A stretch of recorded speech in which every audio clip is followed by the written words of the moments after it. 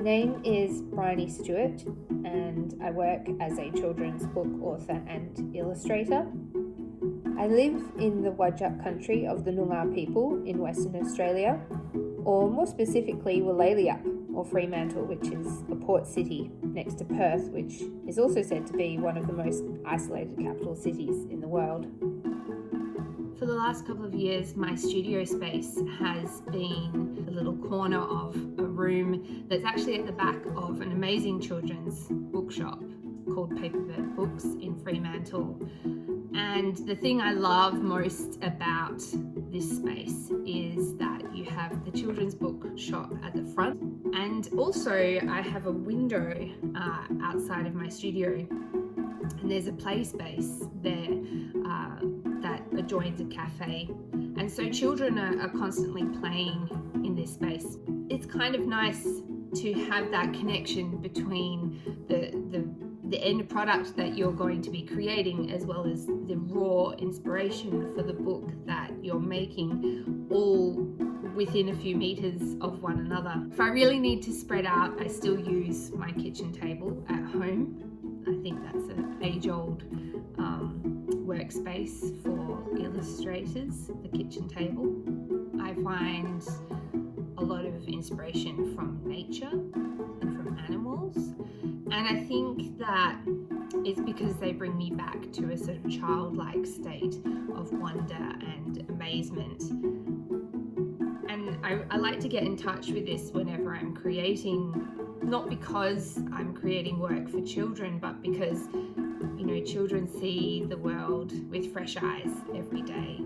And I think that the best sort of writing and illustrating really comes from this kind of openness and wonder. My approach as an illustrator is always about what the story is about. I work with both traditional mediums as well as with digital mediums. And I would say that my work tends to be quite diverse.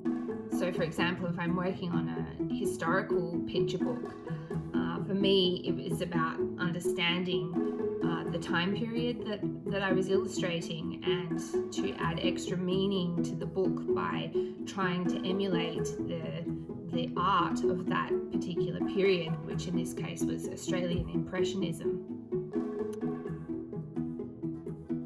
Some of my work has also taken quite a bold direction in the last couple of years. One of my most recent books, We Love You, Magoo, came directly from my experience of becoming a parent. The style that I decided to create for this story was very much about trying to capture that energy and chaos, the boisterousness and joy of dogs and toddlers. The line work had to all be done in crayon, for example. I used textures that my children helped me to create, because nobody makes a mess quite like a toddler does. And I chose a colour palette that was really bold and yet evoked for me a certain nostalgia. I still tend to do most of the line work by hand, and then I will scan that line work in, and then I will do a lot of the colouring and adding of textures in digitally. I still tend to try and create a lot of my own textures. I think digital textures and digital brushes are becoming very amazing. They're getting better all the time, but there's still nothing quite like your own sort of imperfect mess that you can make. And I think the longer that you work as an illustrator, the more you can see that those little slips and accidents and wobbles of a line are in fact your voice. So it's important to create the line work in the way that feels like it's communicating the energy of the illustration and the story. So I thought I might show you how I draw a little character called Lenny. This is from a book called Bedtime Sorted, which is written by a Melbourne-based Australian comedian called Jimmy Reese and published by a Fern Press. This was a really funny book, a funny manuscript that I was given. I knew right away that I had to find time to illustrate this book because the characters would be so much fun. But one of the things that happens when you know that you're pressed for time when creating a book is you have to also balance out the story and the vision and what you want to create with a practical means of actually producing that work in that time.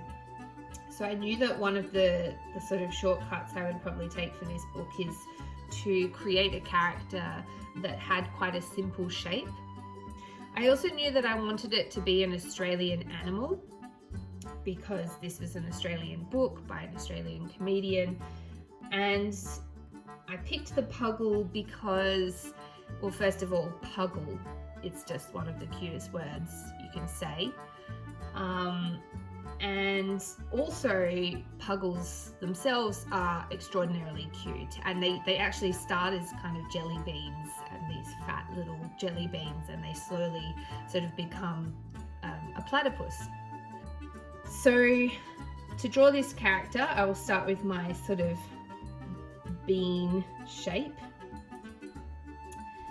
and then for me it's important to sort of show the direction of the face and the emotion of the character. I can add some little arms to emphasize this emotion. It was a really fun exercise in trying to simplify the very dramatic, different emotions that you get from toddlers. And luckily for me, I have a 3-year-old boy who was doing exactly what the character is doing in the book, which is delaying bedtime. So that's how I drew this character. I had so much fun with experimenting with all the different shapes and poses that this character could make. He became so animated that I decided to use all of these experimental drawings as the end papers for the book. I try to capture universal themes. It's the thing that has always drawn me to children's literature in particular, is its ability to be able to sort of transcend so many boundaries. Books are sort of private, intimate sort of gallery spaces, and I think they invite so many different kinds of people to come in and look. Children's literature is for anyone. It is for 2-year-olds and 3-year-olds, and it's for their parents, and it's for their grandparents.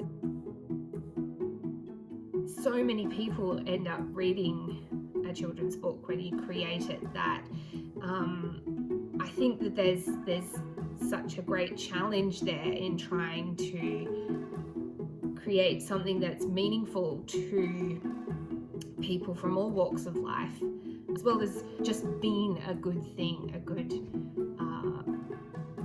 artwork or a good story. Well, that's all from me. Thank you very much for having me this year in the 2021 Bologna Children's Book Fair.